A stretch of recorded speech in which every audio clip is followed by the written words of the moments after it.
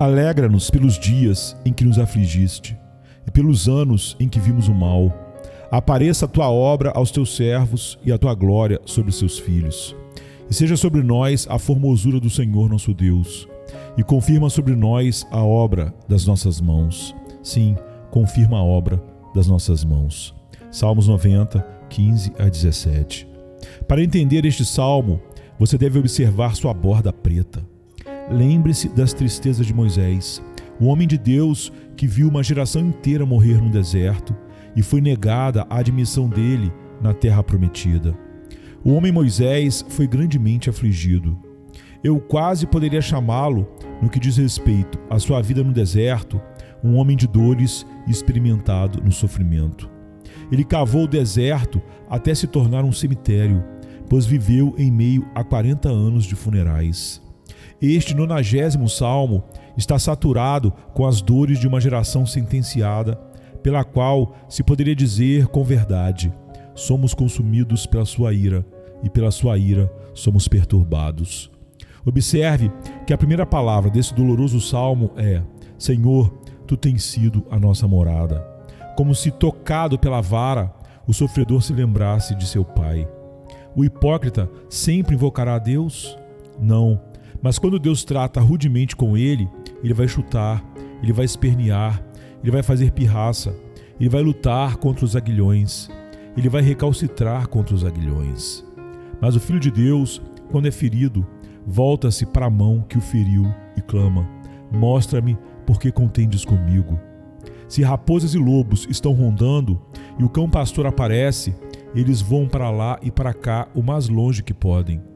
Mas quando o cão é enviado atrás das ovelhas, ele as traz de volta ao pastor. O problema afasta o homem carnal de sua pretensa religião, mas reúne as verdadeiras ovelhas e, despertadas e alarmadas, elas procuram o bom pastor. Quanto mais tristeza sentimos, mais graça precisamos, e mais perto de nosso Consolador chegamos. Mais perto de Deus é o grito do santo perturbado. Como dizem os versos: mais perto, meu Deus, de ti, mais perto de ti, mesmo que seja uma cruz, isso me levanta. Ainda todo o meu clamor será: mais perto, meu Deus, mais perto de ti, mais perto. Observe também que este salmo é uma oração de Moisés. O conforto de um filho de Deus na escuridão é a oração. A adversidade, abençoada pelo Espírito Santo, chama a nossa atenção para a promessa. A promessa vivifica a nossa fé. A fé se entrega à oração. Deus ouve e responde ao nosso clamor. Esta é a cadeia da experiência de uma alma provada. Irmãos, ao sofrermos tribulações, ao conhecermos a promessa, exerçamos imediatamente fé e nos voltemos em oração a Deus, pois certamente nunca um homem se voltou para Deus e o Senhor também não se voltou para ele. Se estamos dispostos a orar, podemos depender disso. O Senhor está disposto a abençoar. Bênçãos estão a caminho do céu. Sua sombra cai sobre nós agora mesmo. Desejo neste momento instigá-los a uma alegre expectativa. Essas nuvens significam chuvas ricas e refrescantes. Essas geadas agudas pronunciam feixes pesados. O Senhor, pelo Espírito Divino, faz com que as palavras do nosso texto sejam nossa oração hoje. Que o Senhor Jesus apresente nossa súplica ao Pai. A petição parece-me ser, primeiro, por alegria proporcional.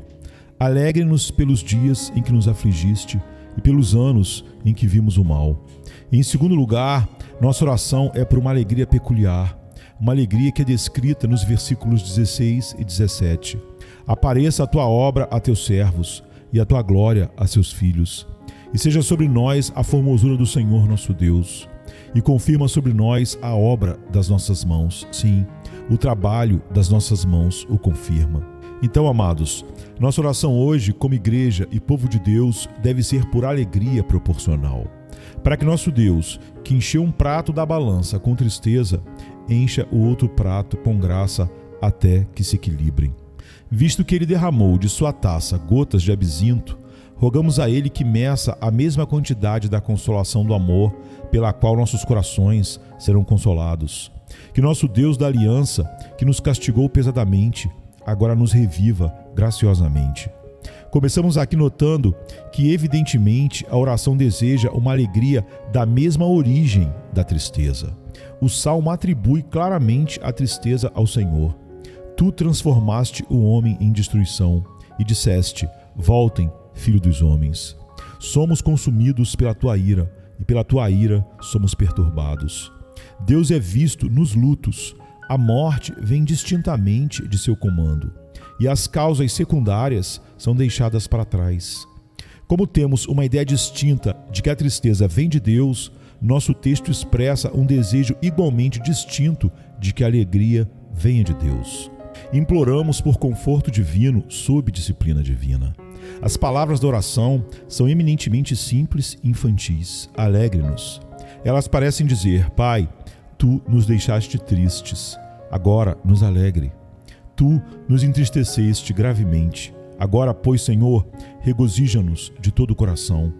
A oração praticamente clama: Senhor, ninguém além de Ti mesmo pode nos alegrar sob tal aflição, mas Tu podes nos trazer das profundezas mais profundas para as alturas da alegria. A ferida chega muito perto do coração para que qualquer médico humano nos cure, mas Tu podes nos curar e certamente nos fazer felizes.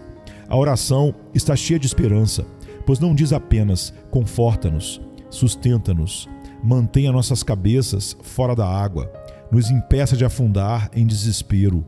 Não, mas faça-nos felizes. Inverta nosso estado, eleve-nos das profundezas às alturas. Faça-nos felizes.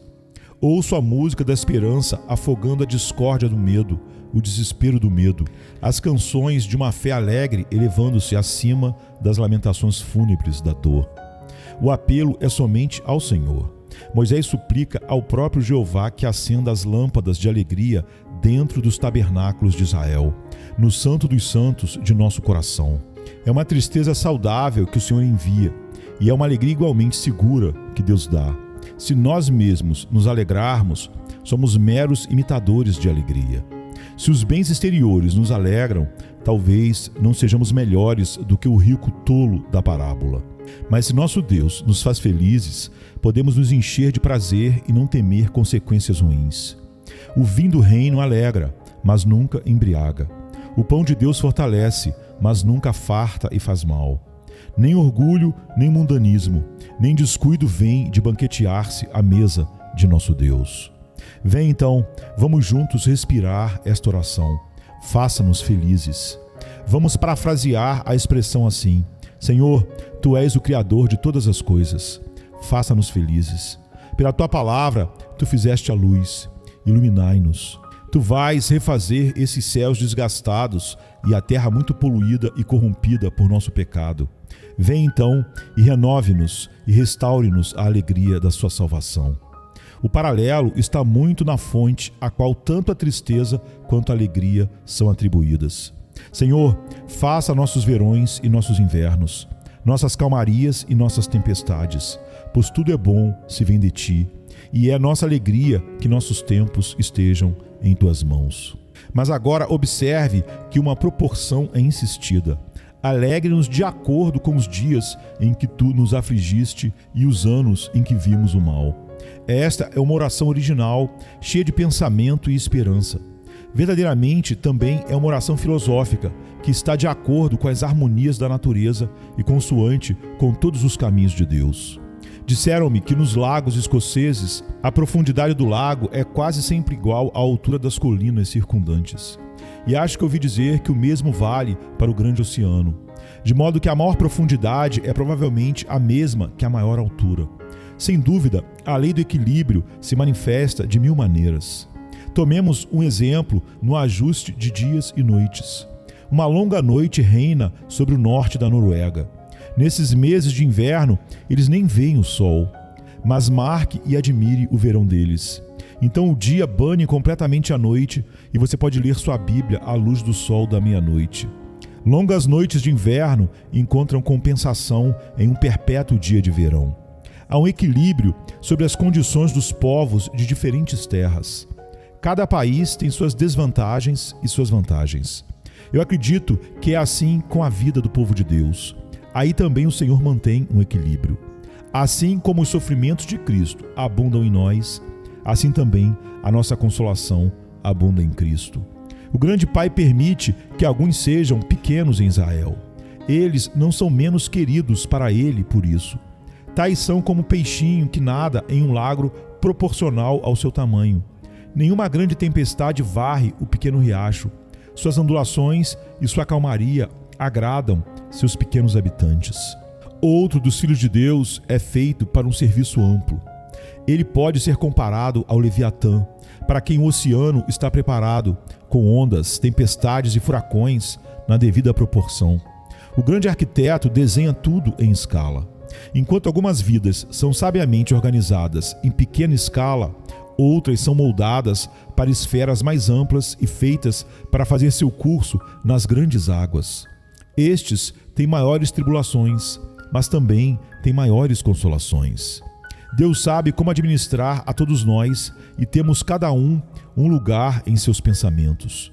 A sabedoria atribui a cada um seu talento e seu trabalho, sua força e sua aprovação. O que um pardal faria com a asa de uma águia? Dada a asa da águia e o olho da águia, deve haver um planar acima dos Alpes, uma companhia com ventos e relâmpagos. Para o minúsculo beija-flor, Deus não designa nenhum voo para o ar superior, mas concede flores e sol perto do solo. Ele conhece o caminho de seu povo e seu amor está acima de tudo. O bom Deus mede a escuridão e a luz nas devidas proporções, e o resultado nos seus filhos é a vida triste o suficiente para ser segura e feliz o suficiente para ser desejável. Eu não acredito que nossa vida mortal seja apropriadamente apresentada pela parábola de Taine, quando ele disse ao rei Saxão: "Você marcou em tua mente, ó rei, quando você está sentado em seu salão e as lareiras estão acesas e as lâmpadas estão acesas, queimando, como o pardal sai voando da densa escuridão, passa pela janela, desliza para a luz brilhante e alegre e depois voa novamente para a escuridão. Assim é a nossa vida, um intervalo de luz em meio a uma longa escuridão. Não é assim. Se um crente escapa da luz, ele desliza para a luz novamente. Se atravessarmos um trecho de escuridão, podemos esperar uma amplitude igual de brilho. Se hoje navegamos em um mar tempestuoso, podemos esperar que amanhã o mar seja de vidro em sua calma transparente. Temos nossas mudanças, mas a preponderância da vida não é a miséria. Os dias chuvosos são muitos e, no entanto, a longo prazo, são superados em números pelas estações de bom tempo. Deus nos alegra segundo os dias em que nos afligiu e os anos em que vimos o mal. Não se pode dizer dos filhos de Deus que somos uma companhia miserável. Embora, na verdade, se apenas nesta vida tivéssemos esperança, seríamos os mais miseráveis de todos os homens.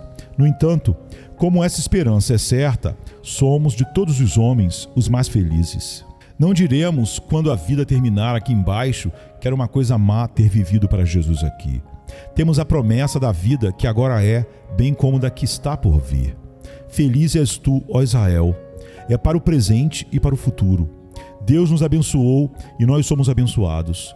E não cabe a nós falar como se a bênção fosse em vão agora e na eternidade. Agora, se é assim, que nossa alegria e nossa tristeza estão equilibradas, vamos aceitá-las alternadamente com gratidão. Observemos, além disso, que a tristeza é o arauto da alegria. Não contei a vocês como alguns dias atrás, como me sentei com saúde, força e alegria nos olivais e disse ao meu amigo: devemos esperar algum perigo próximo quando percebemos muito prazer?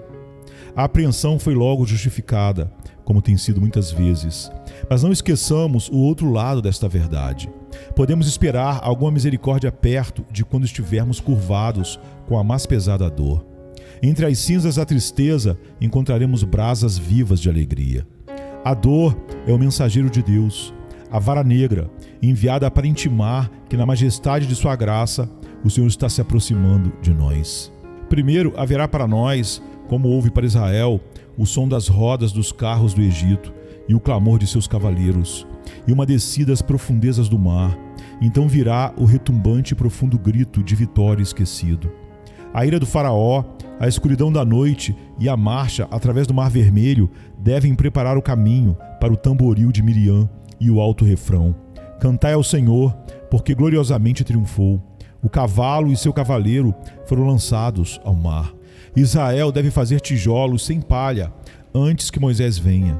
Se eu fosse uma criancinha entre os israelitas, acho que deveria saber, quando meu pai colocou as ervas amargas sobre a mesa, que o cordeiro estava assando em algum lugar, e também seria colocado diante de nós. Com ervas amargas você o comerá. E assim, se houver ervas amargas, o prato delicado está próximo, o próprio cordeiro. Jó não sabia e não podia adivinhar, mas à luz do livro de Jó, devemos saber que a preparação para tornar um homem 2 vezes mais rico, entre aspas, do que era antes, é tirar tudo o que ele tem. Muitas vezes, ao construir uma casa maior, o caminho da sabedoria é limpar completamente o prédio antigo, derrubar tudo. Manter a estrutura antiga, muitas vezes, é uma economia cara, é melhor demoli-la. Dessa forma, a Bíblia ensina que as adversidades dos santos são para seu benefício duradouro, removendo aquilo que impediria a maior prosperidade. Os problemas vêm vestidos de preto, mas aos olhos da fé, eles carregam trombetas de prata e proclamam a aproximação de grandes misericórdias. Deus está se apressando na riqueza do seu favor para abençoar seus filhos. A tristeza é a serva da alegria na vida dos eleitos. Um passo adiante neste assunto. A tristeza muitas vezes se prepara para a alegria. Pode não ser seguro, querido irmão, que você desfrute da prosperidade mundana no início da vida. Suas adversidades nos negócios devem ensinar-lhe a inutilidade das coisas terrenas, para que, quando você as tiver, não seja tentado a fazer delas ídolos. Estou convencido de que muitos homens foram arruinados por terem subitamente alcançado fama e poder. Se a princípio tivessem sido maltratados e pisados como lama nas ruas, seus espíritos poderiam ter sido endurecidos para suportar a mais dura de todas as provas, a saber, a honra humana. Pois como está o pote incandescente de refino para a prata e a fornalha para o ouro, assim é um homem para o seu louvor. Isso revelará quem ele é. Vocês ainda não estão prontos, queridos irmãos, para suportar o peso de uma superestrutura elevada. Devem ser escavados primeiro e uma fundação profunda deve ser colocada para suportar um edifício alto. Na vida espiritual, Deus não nos incita com virtudes reluzentes de repente, mas a profunda prostração do espírito e a completa humilhação preparam os subcursos. E então, depois, pedra sobre pedra, como com fileiras de joias, somos construídos para ser um palácio para a habitação de Deus. A tristeza mobilia a casa da alegria. A preparação para um céu eterno é uma aflição temporária. Jesus foi preparar o céu para nós, mas deixou sua cruz para trás, para que o Espírito Santo possa, por meio dela, nos preparar para o céu. Você não poderia desfrutar do resto do paraíso se não conhecesse primeiro os trabalhos da peregrinação. Você não poderia entender a felicidade limitada do céu se seu coração não tivesse sido ampliado pela resistência da tribulação. Não se esqueça, então, que nossos problemas constroem uma casa e preparam uma mesa para nossas alegrias. Você já leu sobre um triunfo romano?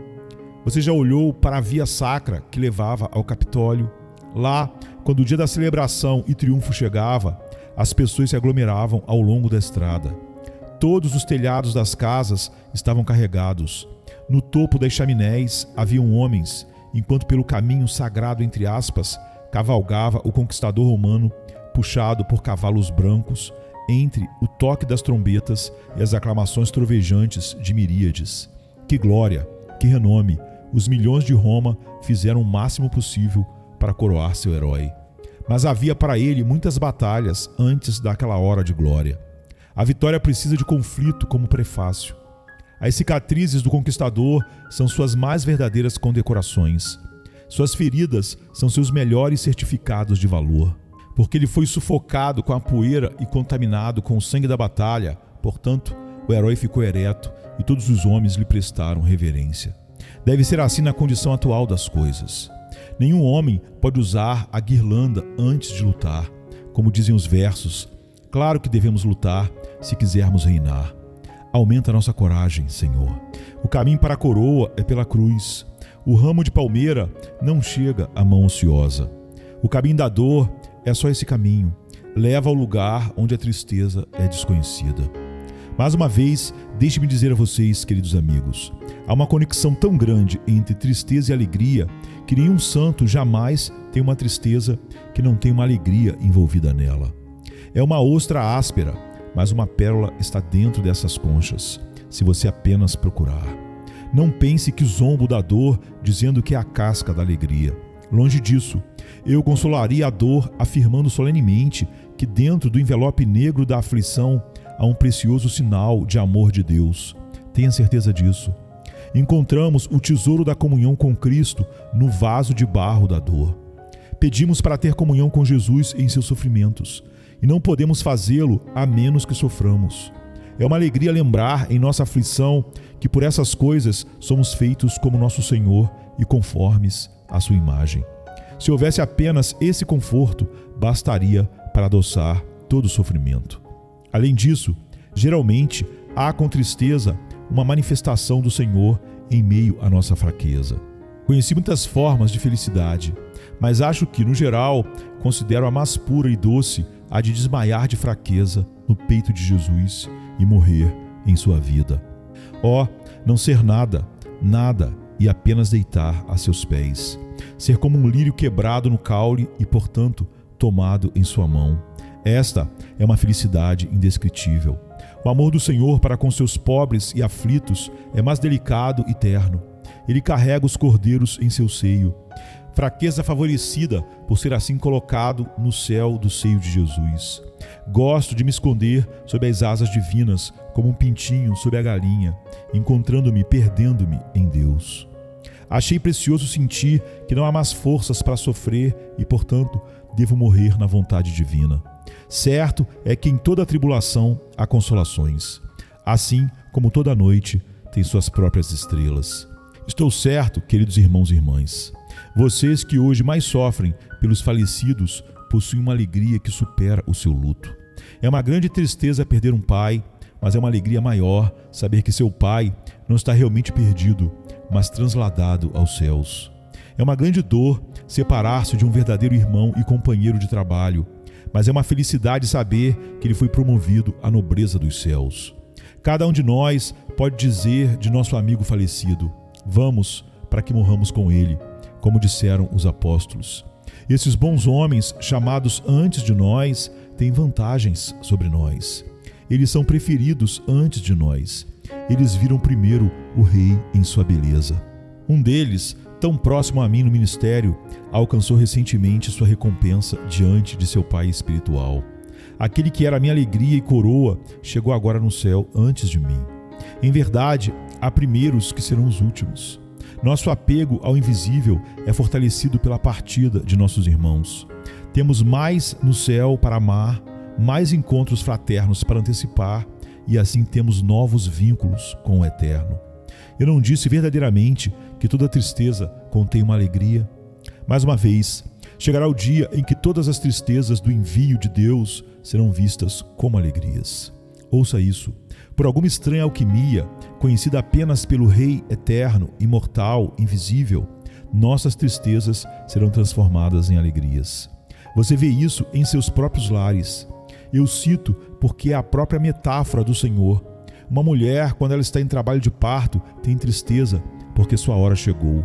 Mas logo ela não se lembra mais do seu trabalho e sofrimento pela alegria por um homem ter nascido no mundo. Nossos problemas e dores são agudos, mas todos serão esquecidos na alegria que virá deles. Antes de entrarmos no céu, devemos agradecer a Deus pela maior parte de nossa tristeza. E quando estivermos na glória, devemos agradecer a Ele por tudo, por todas as tristezas. Quem dera fizéssemos isso aqui na terra ainda. Talvez no céu, entre todas as coisas que nos aconteceram, isso excitará nossa admiração e prazer. Nossa experiência na fornalha e o martelo e a lima assumirão a liderança. A tristeza contribuirá com estrofes ricas para nosso salmo eterno. Portanto, console-se uns aos outros com essas palavras e façam a oração de cada um hoje. Alegre-nos conforme os dias em que nos afligistes e os anos em que vimos o mal. Em cada caso, o amor divino pode pesar os ingredientes de uma vida santificada segundo a arte do boticário, cada um na devida proporção.